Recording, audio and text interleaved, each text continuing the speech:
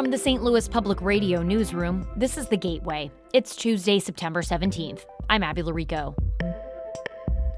IVF patients in Missouri fear a new state law that says life begins at conception could put the procedure at risk.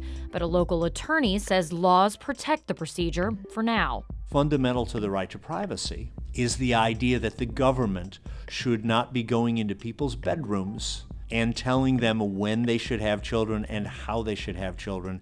St. Louis Public Radio's Sarah Fentem speaks to fertility lawyer Tim Schlesinger coming up on The Gateway.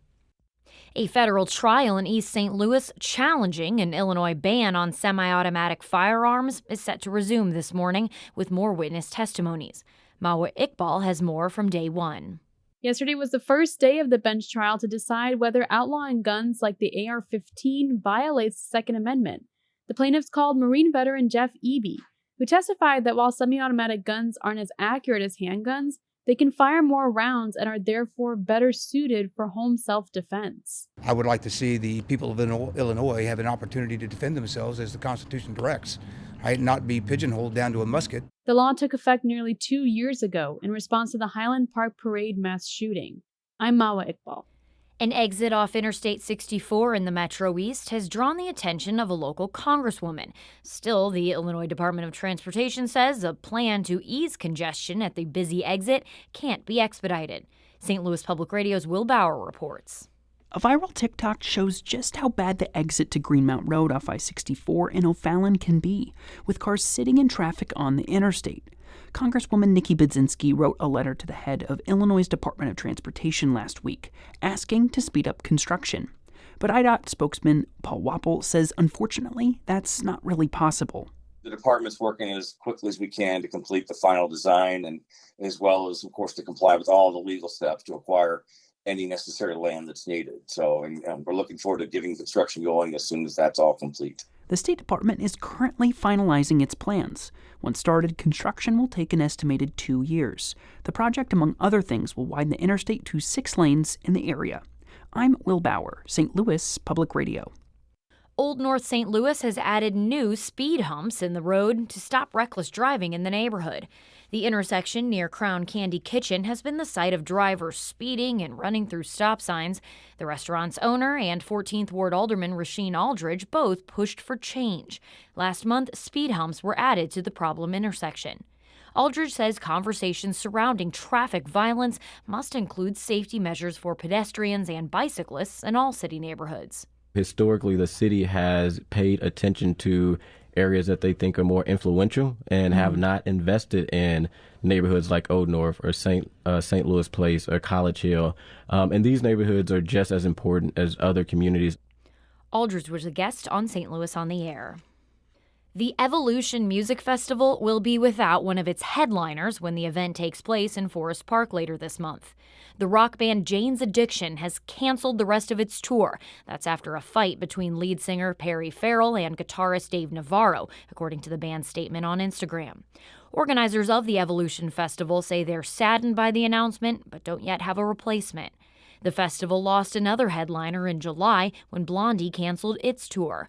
Festival organizers announced Billy Idol would perform in the rock band's place.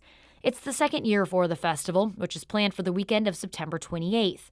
Other headliners include Elle King, Beck, and The Killers. Rolla High School is starting its school year as an independent school. That means not belonging to a conference for athletic and academic competitions. St. Louis Public Radio's Jonathan Ahl reports school leaders hope the move is temporary. Fans are cheering at a football game at Rolla High School, where all contests will be non-conference for 2 years. The Ozark Conference disbanded when all of its other members joined other conferences, leaving Rolla the choice of joining them and playing teams 3 hours away or going independent. Principal Corey Ray says the smart choice was to take a step back. Making sure that our students, weren't being harmed academically by traveling, regularly 3 hours to the south, to compete. Ray says Rolla is unique as a rural high school with more than 1,000 students, making it hard to find similar schools nearby to play. Rolla aims to find a conference within 2 years. In Rolla, I'm Jonathan Ahl, St. Louis Public Radio.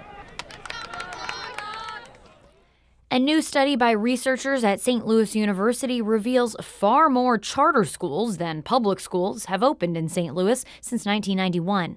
St. Louis Public Radio's Lucretia Wembley has more. For the last 3 decades, only 27 new St. Louis public schools have opened, compared to 61 charter schools across the city.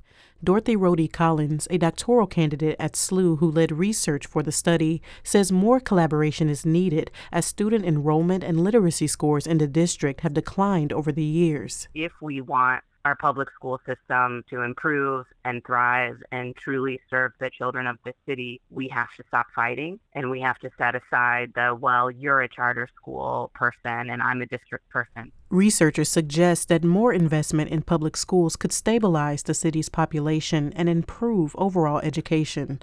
I'm Lucretia Wembley, St. Louis Public Radio.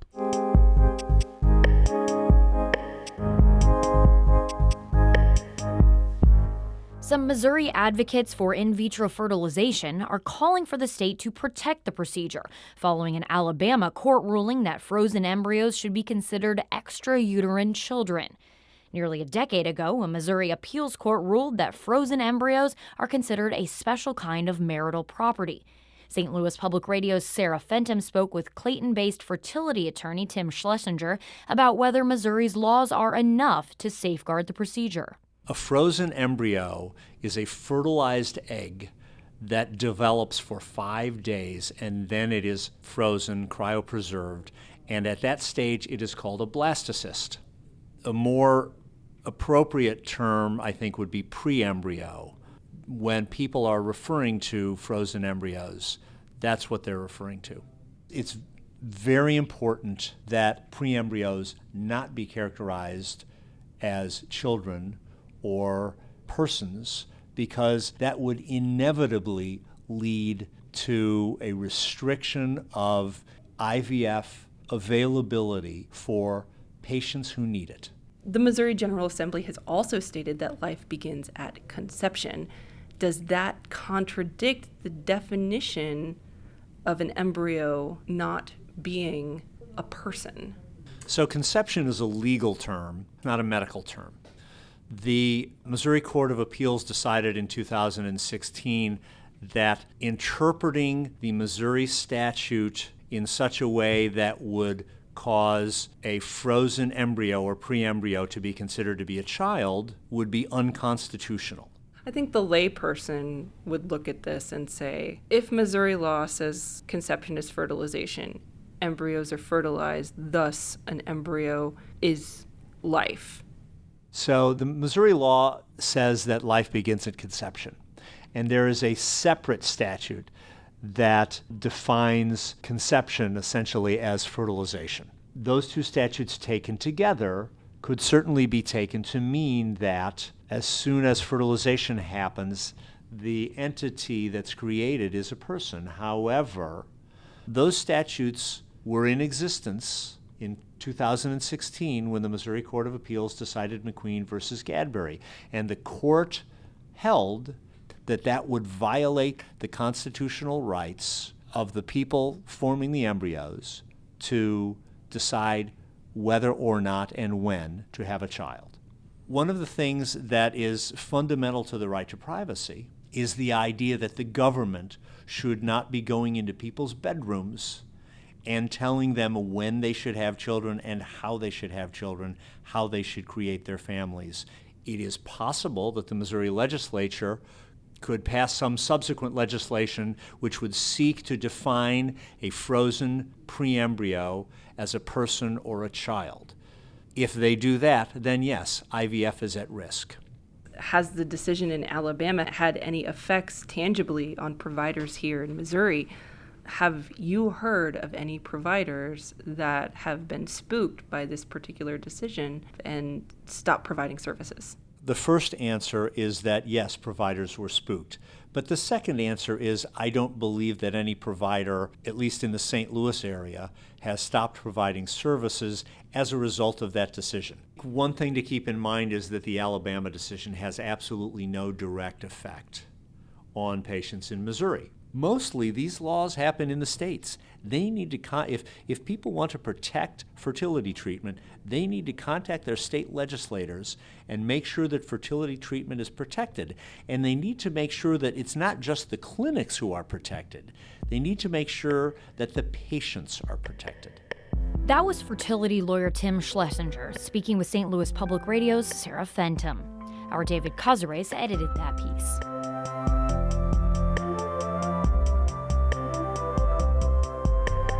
The Gateway is a production of St. Louis Public Radio, a listener-supported service of the University of Missouri-St. Louis. Music by Ryan McNeely of Adol Fur. I'm Abby Larico, and from the St. Louis Public Radio newsroom, this has been The Gateway.